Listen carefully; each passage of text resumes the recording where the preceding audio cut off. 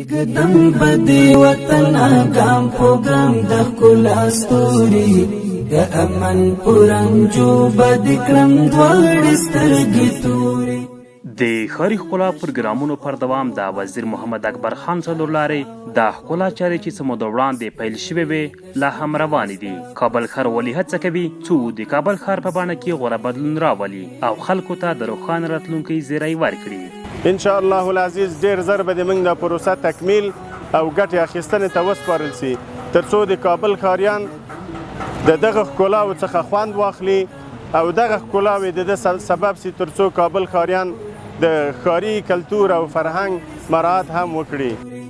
دسمال د شنو اوبو بدې په وچه خاوره خور کړم سپېرې دښتې به ستا په سرو ګلونو کړم سمسورې